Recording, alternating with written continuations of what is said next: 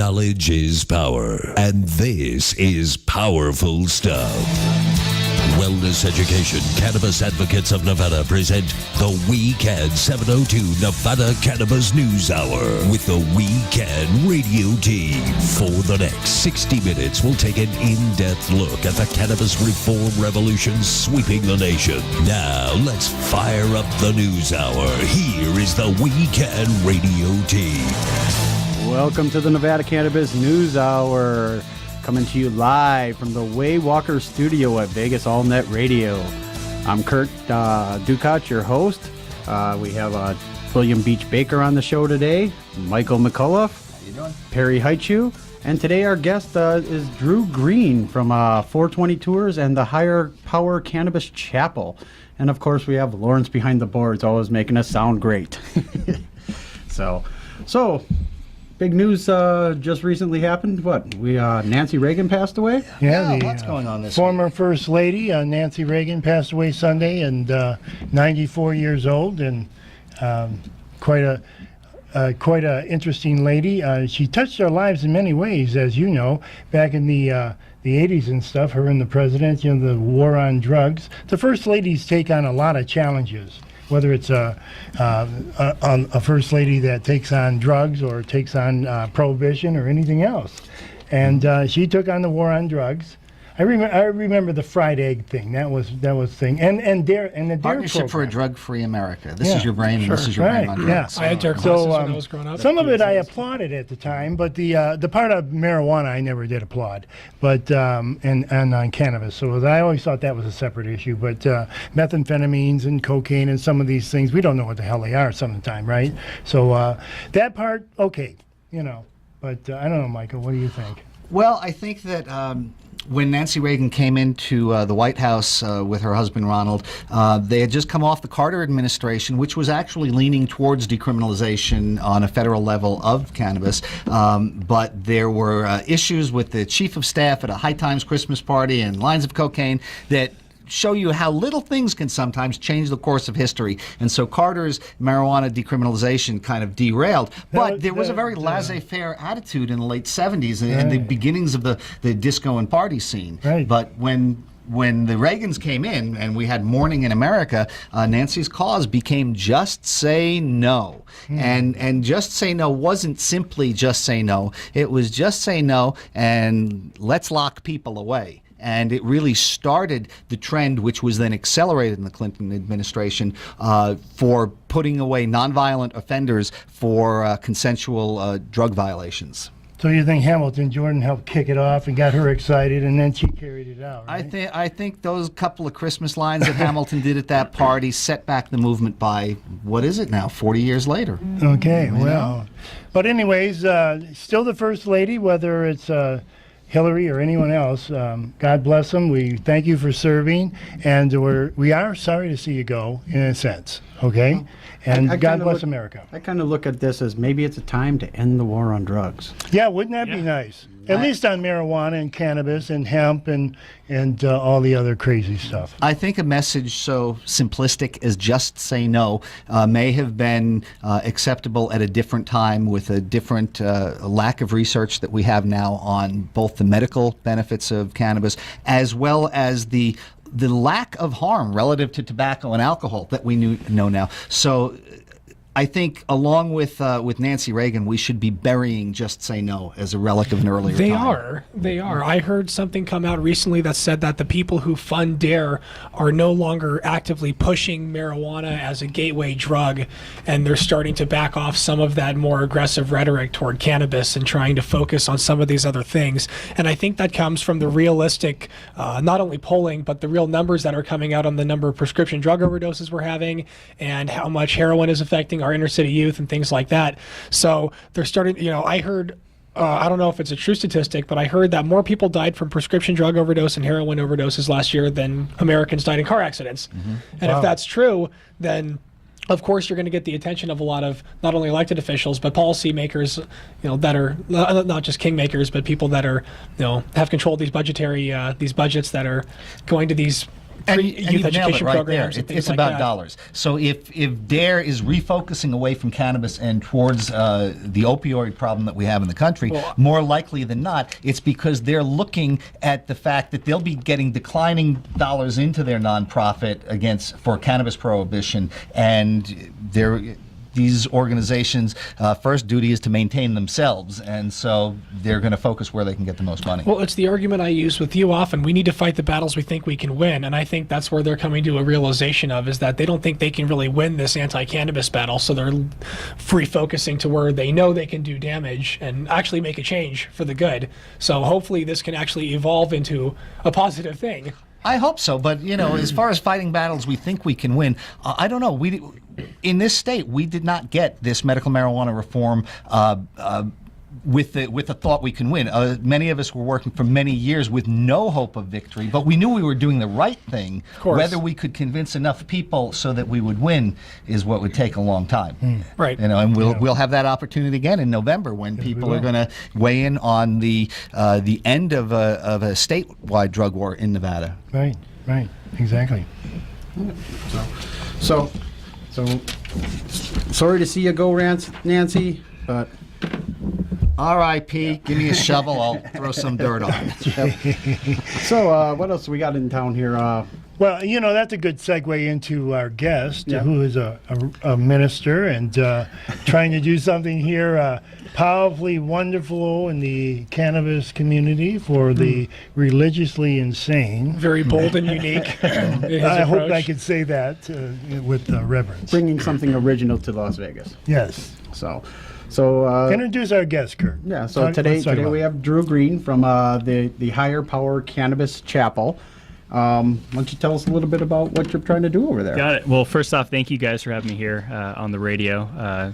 Huge supporter, huge advocate. So, yes, we are the Higher Power Cannabis Chapel, also known as the Cannabis Chapel. We have a new location opening up on 827 South Las Vegas Boulevard. We are right behind Cupid's Wedding Chapel. Ultimately, what we're looking to do is make that a patient resource center, also a site to hold our Sunday sessions. Our first Sunday session will be on Sunday, April 24th. It is Magus Lock Fortune that will be actually hosting the event. And it's really just a chance for not only patients to come out, but also non-patients who are interested in getting education and maybe some spiritual information on how cannabis might help with their life. Oh, very good. Yeah, so you don't have to be a patient to attend, and it is a chapel.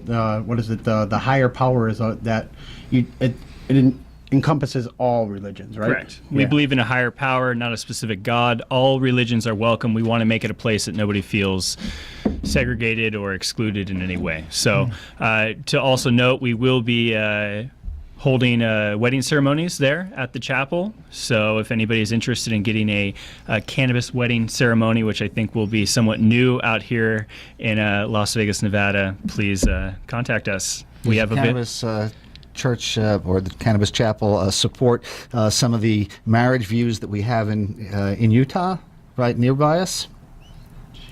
I didn't get that on- I didn't get that on my script. I don't know about that. Whatever your views are. I have a little bit of experience in this area because I've been an ordained minister for the past decade plus, joining Roger Christie's THC ministry in Hawaii. Oh, nice. And probably one of the nicer parts about it was that that my attorney sat me down and said, "Don't you dare try to do this because the federal government isn't going to like it." And in fact, 5 years later, Roger got raided and his church got shut down because the feds said that it was nothing more than a front for drug dealing. And in studying this, I found that the courts have routinely discriminated against those individuals who say that cannabis is part of their religion. Their judges are very skeptical about this.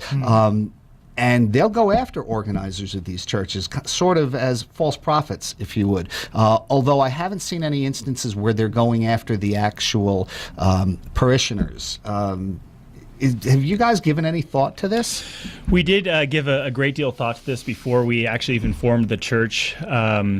Our approach is basically that cannabis is we do believe cannabis is a healing plant. It does have a bunch of therapeutic benefits, but it is not part of our sacrament. Cannabis will never be sold or consumed actually on property. It is merely just a chance to bring in a bunch of people that either are cannabis users or not cannabis users, and have them understand that there is a higher power out there and they should believe in it. So we try to structure ourselves a little bit more towards agnostic or Unitarian Universalism, not necessarily, cannabis is all and that's our sacrament, and anyone included in anything we do over at that location. Right, and the basic Judeo-Christian religion, a lot of people believe that cannabis was the tree of life, and so it was, even though it was important in that respect, it was only one of the bounty of the Garden of Eden. So it doesn't have to be the main sacrament to be part of your overall religious vision. That's interesting. Although I've got to say, the federal courts don't hold that at all, and I've got a couple of scary things here. One from the Oklevueha Native Church of Hawaii versus Holder in 2013, and the judge said that no reasonable juror could infer from what is presently in the record that Mooney's religion, Mooney being the originator of the church, that his religion is any more than a strongly held belief in the importance of the benefits of marijuana. Even if this belief is sincerely held, and even if marijuana is indeed beneficial, the court cannot conclude from the record that a reasonable juror could find the plaintiff's belief is religious in nature. And in the Roger Christie case, the government was held a motion in limine to limit and prevent him from using the Religious Freedom Restoration Act of 1993. And the court held that prosecution is the least restrictive means to further the compelling interest of the government.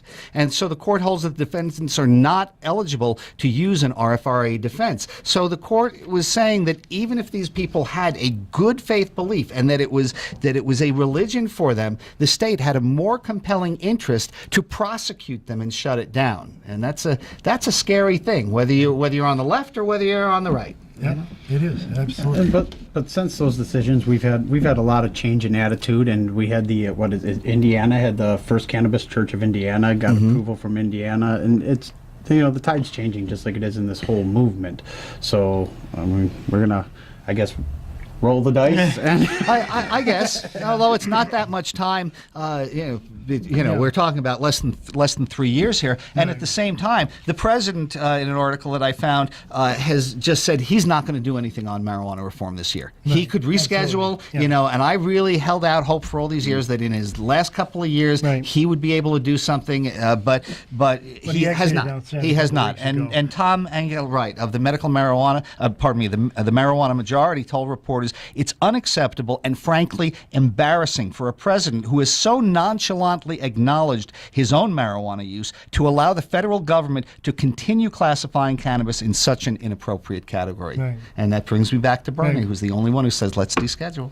Well, yeah, like we always say, politics has strange bedfellows, and some of our friends turn out to be our enemies, and we've experienced this, certainly, haven't we?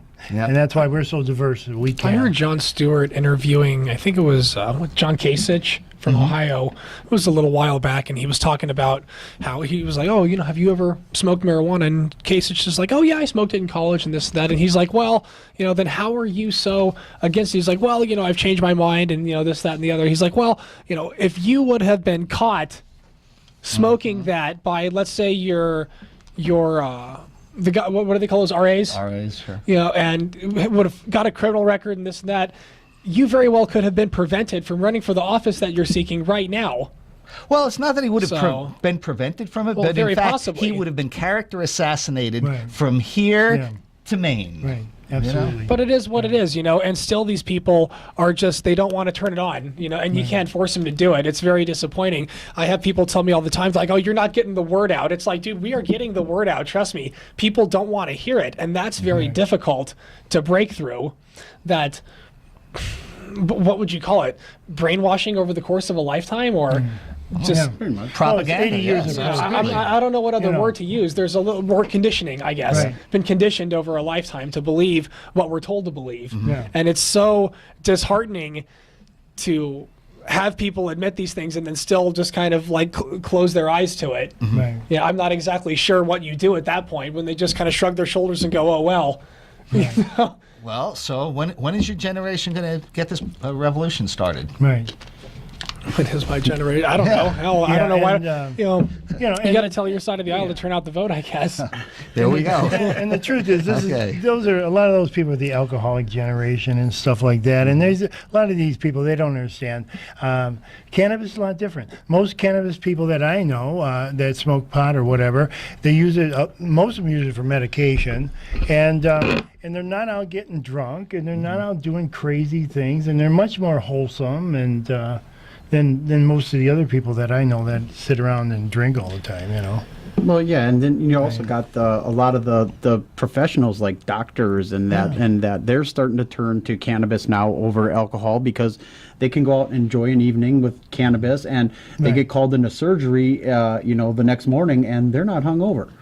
You know what I mean? Absolutely. So- Absolutely. Yeah, there's just tremendous benefits. I mean, we love doctors, and we invite the doctors to call. We can, and we'd love to talk to you, especially the pain doctors, because we can help you stop writing those opioid prescriptions and for all them Loratabs and muscle relaxers and everything else. Because if patients have skeletal muscular diseases and MS and stuff like that, they can use medical marijuana and they can get off of these drugs. I'm living proof of that. Okay, so it really works, folks. So tell us more about the church. Well, we'll see on April 24th. No doubt. Yeah. Yep. Right after Yeah. 420. Now, the website is thecannabischurch.com. We'll have another website coming up, thecannabischapel.com, kind of talking a little bit more about the facility itself. I mean, obviously, it's beyond just the church. We're really trying to make that a focal point where, people can come visit. It's right on Las Vegas Boulevard. We will have some nice murals and stuff outside that people can take pictures of. Of course, weddings are going to be big. We also operate a education and job training company called Trim Ready. We'll do our classes there. Our fleet of 420 vehicles are parked outside, so it is very much, more than just a church. I was just going to say, you operate a number of other cannabis-related businesses. Would you like to get into that a little bit? Like you're quite the entrepreneur. You got your fingers in all kinds of pies, into the picks and shovels game of it at least. Yeah, thank you. Well, I'm a strong believer of the industry. I'm a strong believer of the industry out here in Nevada, and I just decided to kind of take action a couple of years ago, and ancillary businesses were really the only businesses that were generating revenue, making money, and didn't really have to deal with all the red tape. So I think it was about a year ago I was here speaking of Trim Ready when we had launched, and we have a little over 750 graduates. A lot of them have been placed by dispensaries, cultivation, production facilities, and then from that, we rolled out 420 tours, and we're happy to say we're Nevada's first cannabis travel and transportation company. We have promoters out on the Strip that promote tours. We also assist people from out of state with getting legal. Of course, Nevada is going to hopefully be the mecca of cannabis one day, and because we already have 44 million tourists coming out here, there's going to be some people that want to get legal cannabis. So I saw a website called Bud and Breakfast where they help people find cannabis-friendly accommodations when they're traveling. Are you looking into branching into that at all on a local level? Because people always have a difficult time finding somewhere to stay where they're not going to get harassed. And of course, even written in the recreational marijuana law, this is going to become an issue because I believe contained within that law even, it's not really supposed to be done in public. So you're going to have all these people coming here requiring this cannabis, and there's not going to be really anywhere for them to do it. So this is going to become a friction point between the locals and the tourists. I'm I'm foreseeing. So, well, what do you see in that? We run into that issue right now. We pick people up at any hotel, we take them to a dispensary, and the first thing they ask is, where can I smoke this? And it's very difficult, to say, you just spend all this money at this dispensary to do things a legit way, go up to the, top floor of the hotel parking lot, or just light up a joint walking back to the casino. So it is definitely something that needs to be addressed. Yeah. It'll be interesting to see if the casinos get on board with it, or if, there ends up being some other. And of course, the alternative is that they can use edibles or. Correct. I think that all depends on the gaming commission, though. I think a lot of these gaming operators would love to get their hands on some of that money, but I don't think the Gaming Control Board is having any of it at all. No. I think until they see the industry really progress out here, and there is commerce and there is a lot of activity and a lot of these businesses, get open, they probably won't really rule on it. And this is a shame, is where, we had some of the people in the gaming industry try to get into this game. Oh, yeah. Came in and they said, gaming industry said, absolutely not. It's one or the other. Mm-hmm. Now, if we would have had those people in this game, we would see much quicker turnaround. There'd be a hotel out there somewhere, one that these guys were involved in, that would be a cannabis-friendly hotel. Someone would guinea pig it for use sure. Your medicine in our rooms, you know what I mean? But now, unfortunately, with no one involved in it, I see that taking a little longer to happen in this. There might be a little bit of animosity, too, because people spent money lobbying and, going forward and doing all this, and then they had the rug pulled out from under them. They're like, you know what? I don't like you anymore. Yeah. It wasn't the cannabis industry that pulled the rug. It's not our fault, it was their own industry. Right. And that's so disappointing, considering the Gaming Control Board regulates an industry that's not so highly looked upon in other parts of the country, and we've always done that. And, this goes back 40, 50 years, the Gaming Control Board, and it's so disappointing for them to have birthed this evil industry that other jurisdictions look down upon and things like that. And we're trying to do the same thing. We're trying to regulate and control a once criminal industry for the good, and they just won't get behind it. And it's just it's hard for me to where they can't look and see the comparisons between the two industries.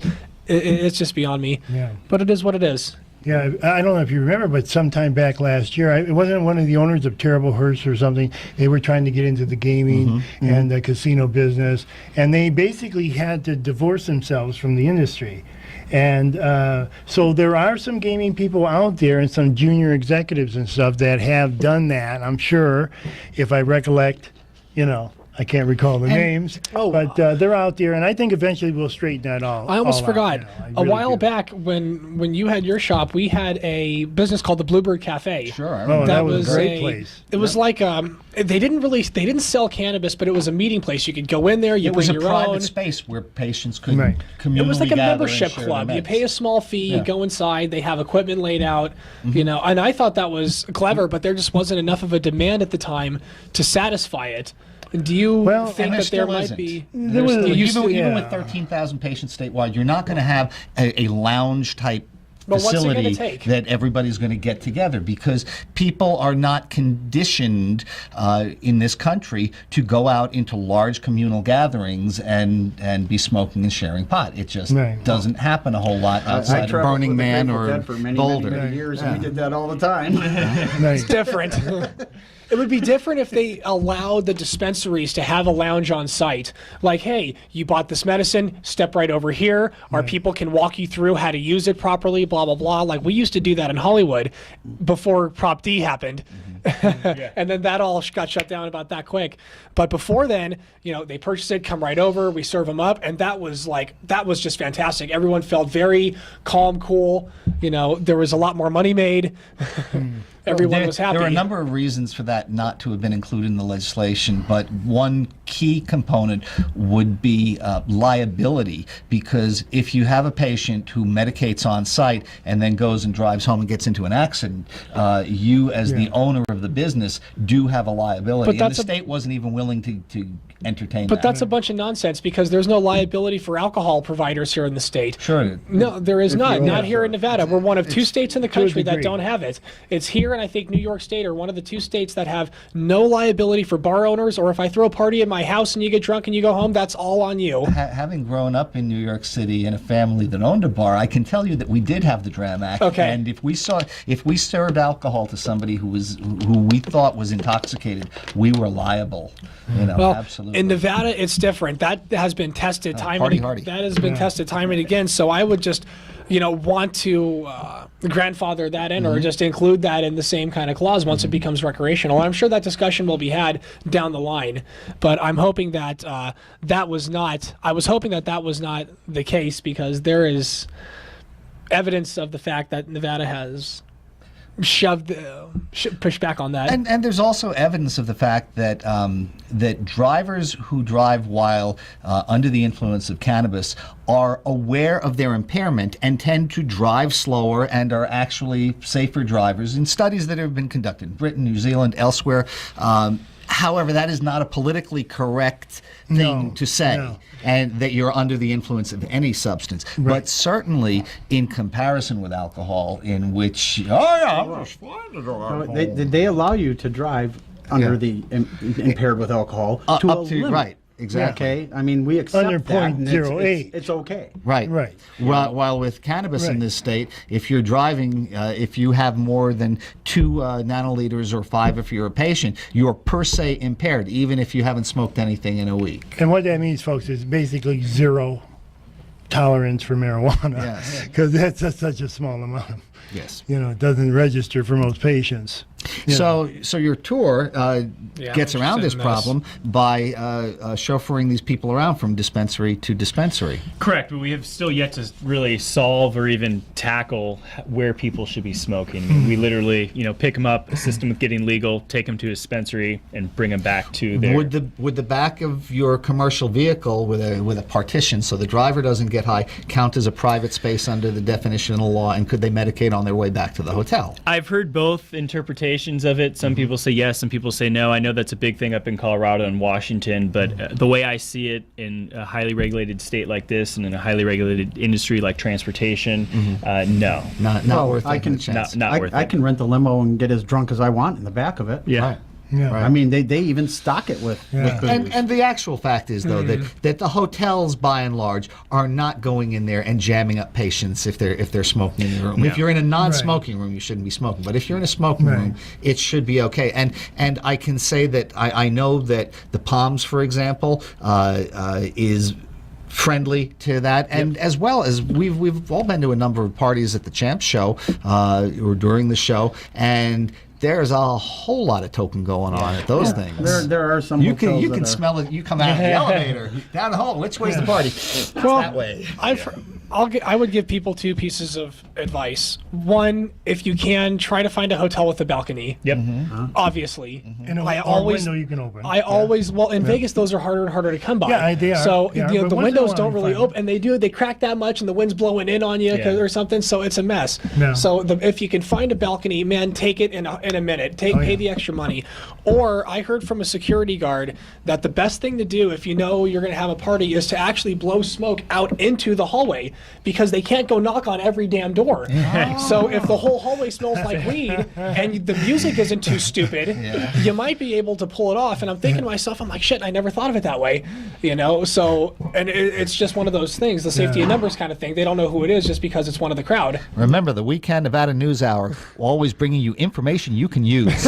Or you could always just go to Alexis Park. They really Really? don't care what you do over there. Yeah, What the no hell, kidding. you But know? I always try to look for something with the balcony if I can find it, just to Hey, avoid what the hell? just to avoid the damn trouble. Yeah, Alexis Park is by far one of the friendliest hotels I've ever seen when Yep. it comes to that. I mean, they allow the AGE there, the ICE there. They This is they true. allow you to rent the suites as the booths, and we all know what happens in there. And there's never been an incident there. So those kind of places, if you're looking for friendly accommodations in Vegas, hit us up on our website or on our Facebook, and we can point you in some of the right directions there. So you got the tour, you got the trim ready classes, you got the church.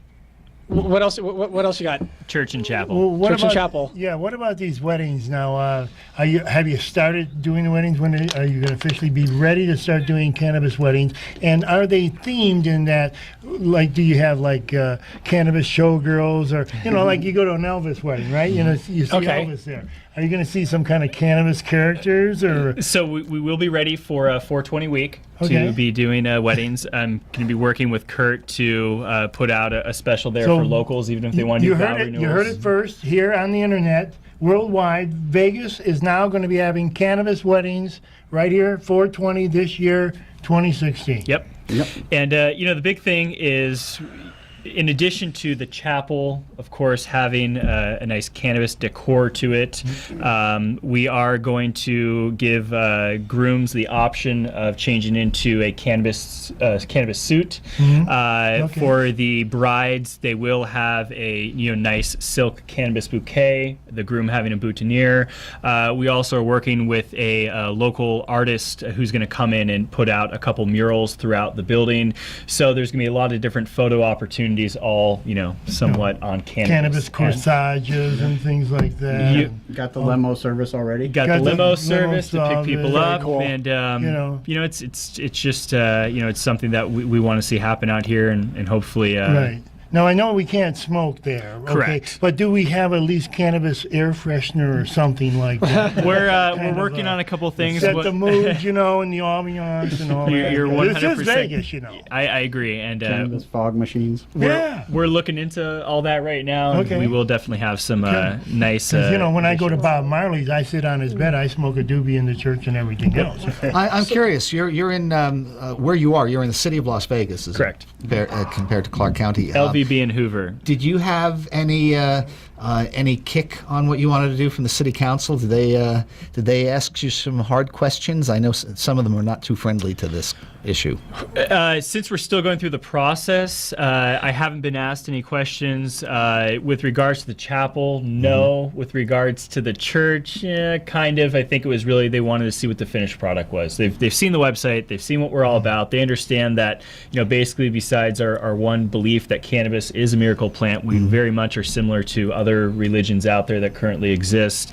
But I think once again, ultimately the chapel is somewhat of a novelty. It's no different than going to an Elvis wedding chapel. It just happens to be cannabis. Sure. Our props. What's next for you? Pseudo cannabis. You have all these projects. Obviously, I would assume you want IP1 to pass the recreational initiative. I think it's a direction Nevada is going. Of course, I'm a huge supporter of it. If for some reason it didn't get passed, of course we would continue to help pioneer the industry. But yes, if that day ever comes, I think all the businesses would continue to grow. Of course. Do you hope to get into the more actually, do you want to dispense cannabis someday? Do you want to have a cultivation? Do you want to have a dispensary? Is that the ultimate goal, or are you happy?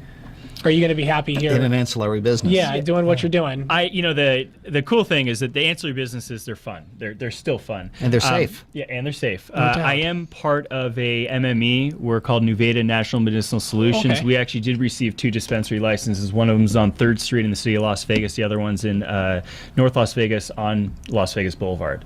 So eventually one day, if we ever do get up and running, I would probably take somewhat of a role there, but if it doesn't ever happen. You're already involved with that too, damn.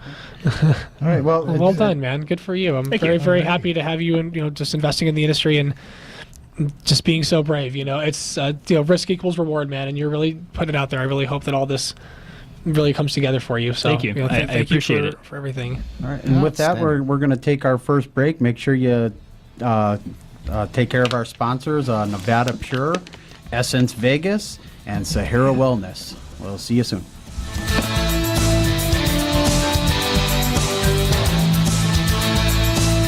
Listening to the Weekend 702 Nevada Cannabis News Hour. Now, here again, the Weekend Radio Team. Welcome back to the Nevada Cannabis News Hour, coming to you live from the Waywalker Studio at Vegas AllNet Radio. Today we have guest Drew Green in here from the United Higher Power Cannabis Chapel.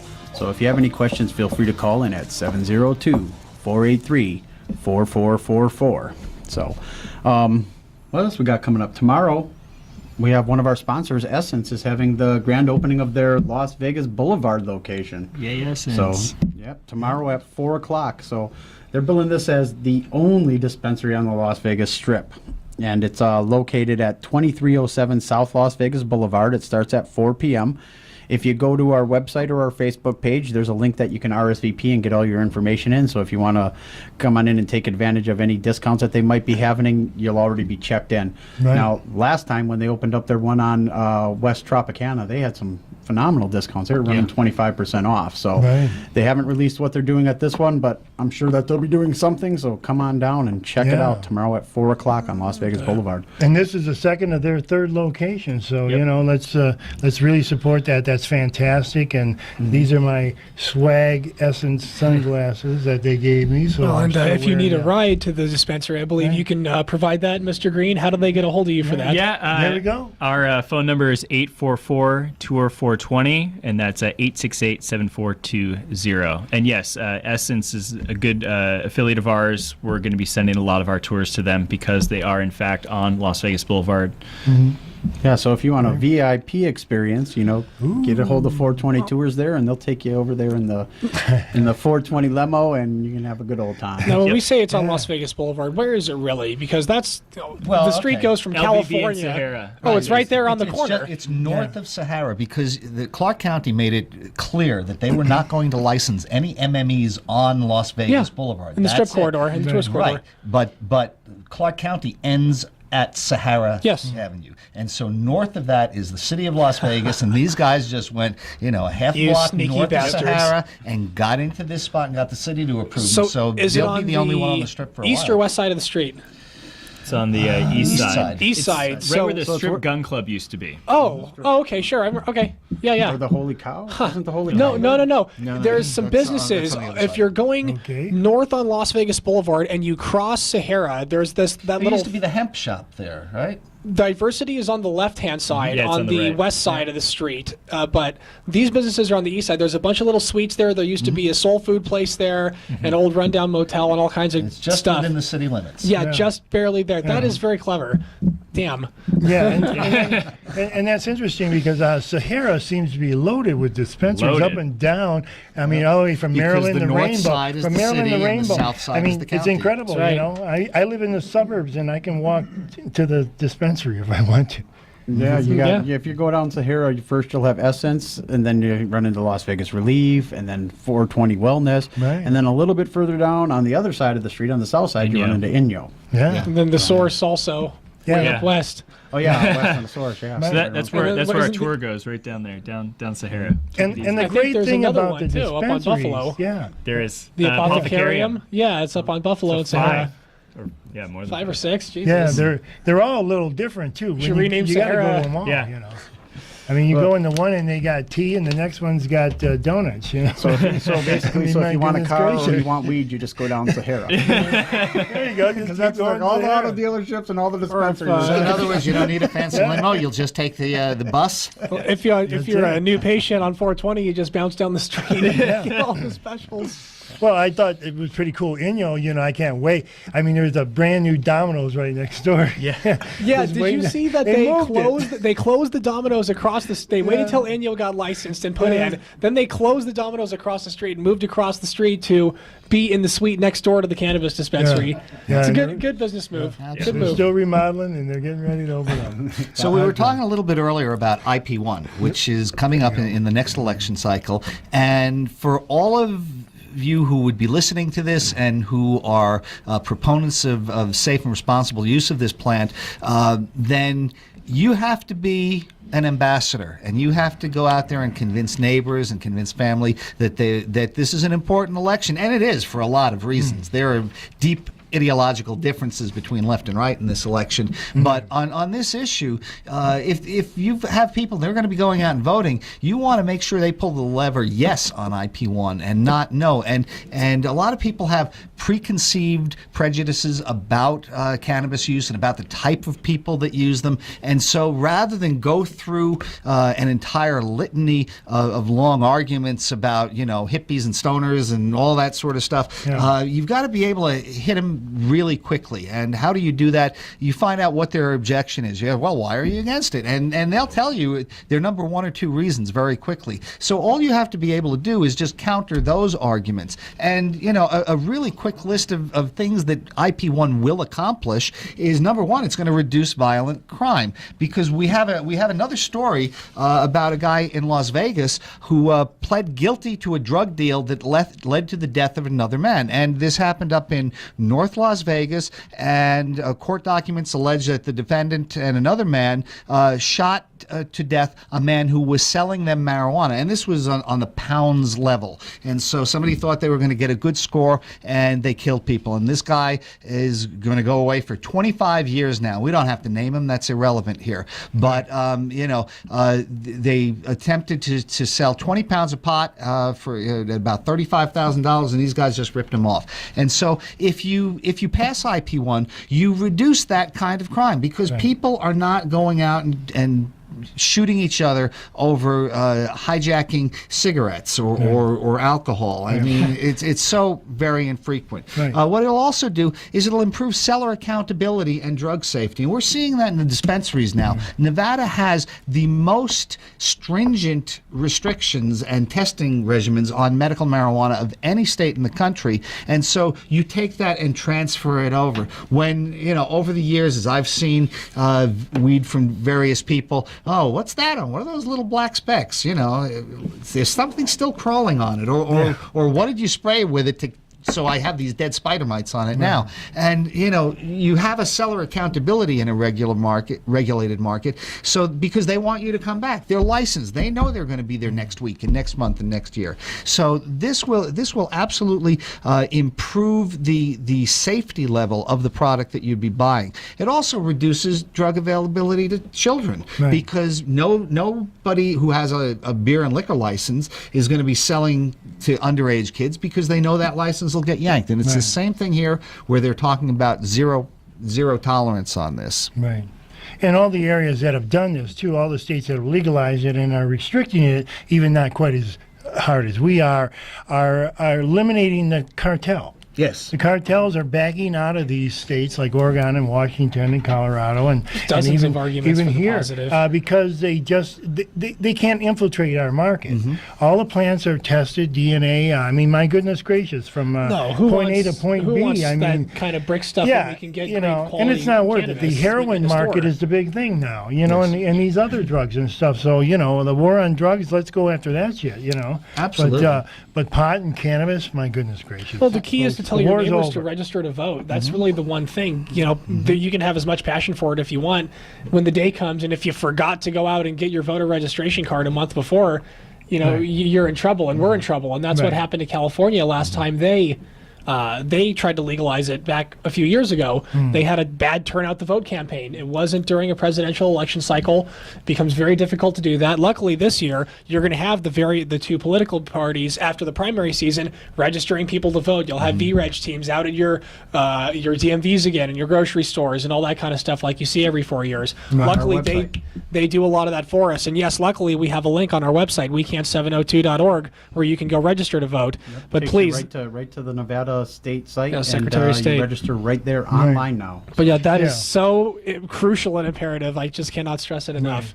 Now, we don't like everything in the bill, okay, folks? We're medical marijuana patients. Our position will not of course change. not. We will still be like it. patients, and we will still be fighting for your rights, and we will still be legal in Nevada, okay, no matter what happens in November.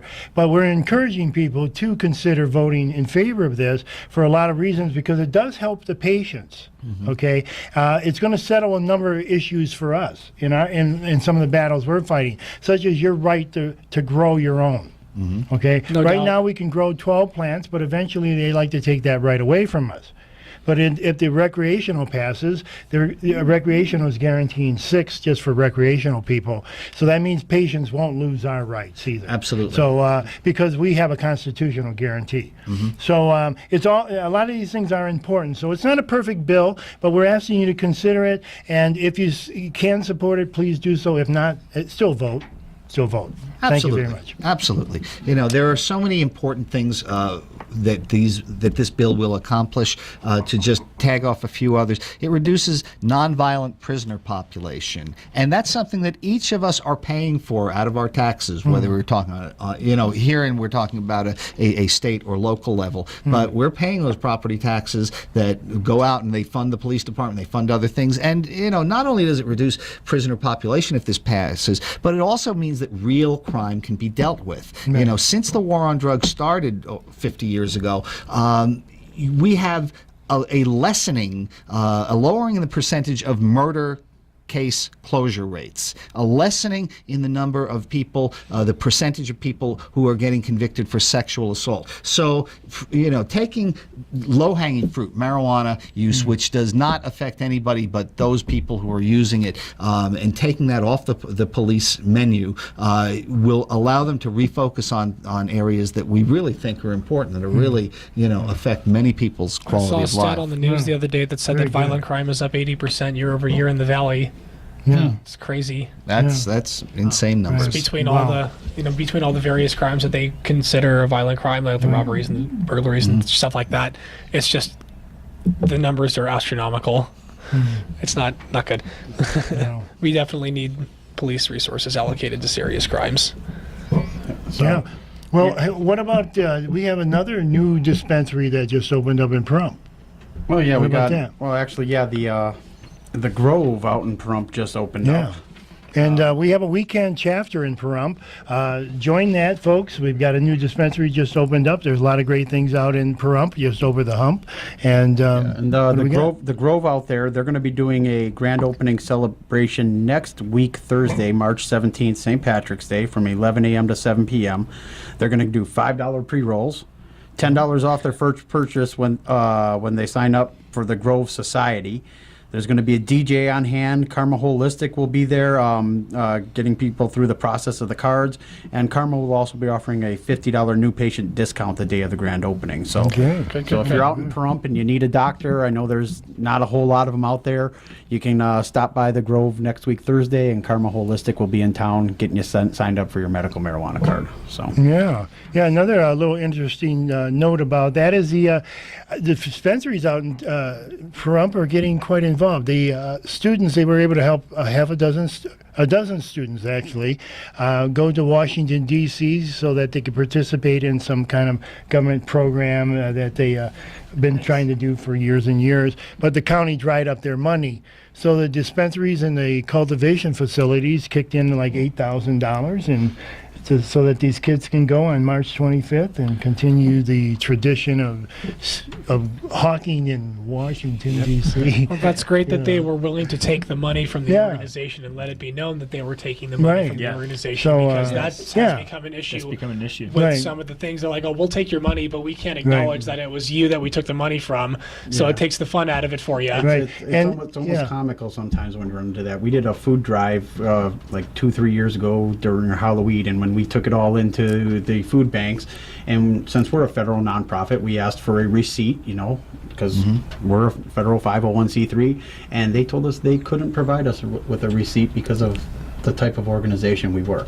Yeah. I would have found a different food So bank. exactly. We took the food and we said, well then, kind of felt bad. The reason we did this was to help people, and then just because we're a cannabis organization, we're not allowed to make a on the books donation to them. Our generosity is somehow suspect. Yeah. Well, wash your mouth out with hemp soap, I guess. A couple other things we got coming up.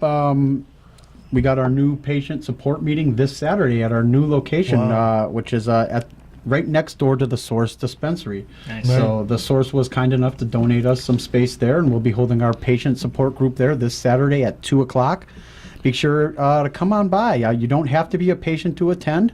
We're gonna have sandwiches and drinks there, and if you are a patient, you'll receive a coupon for the Source on that day, and it's quite a nice discount. So come on by, learn a little bit, get some discounted meds, and check out the Source. Yeah, it's at Sahara and Rainbow. I believe that's on the right southeast corner of Sahara and Rainbow, Southeast behind corner. the 7-Eleven, if I'm not Yeah, mistaken. you can't miss it. There's a big sign on it, a big green cross, and it says "Open Marijuana Dispensary, The Source." So you can't miss it. Right on the corner. That'll be what? If you're 2 looking at the o'clock. front of the dispensary, 2 it'll be p.m. to the Saturday. right-hand side in suite number 8. Suite number 8, yeah. Suite at number 2550 South Rainbow. So we have our own. Well, yeah, we private really hope to entrance. see you guys there. We obviously loved the Coffee Bean and Tea Leaf for all those years that they were Yeah. able to provide us with a place to go, but the time has come, and Right. we're more than grateful to have the opportunity to be in conjunction with one of these MME establishments that is kind and grateful enough to And as I say, if you're provide not a us with this. patient, don't be afraid to come on down. Come on down. We can teach you how to become a patient. Sure. If you're interested in seeing a dispensary, we can arrange a tour of the source with you. So you can kind of see what this is all about, and we can help you through that patient process there also. So Right. Speaking of becoming a patient and driving you down and all this sort of stuff, with Drew, with your 420 tours, one of the services that you offer is to help out-of-state patients get their doctor referral. But that's not just anybody from any state or any medical marijuana state even. It's only if that state, like California, allows for telemedicine.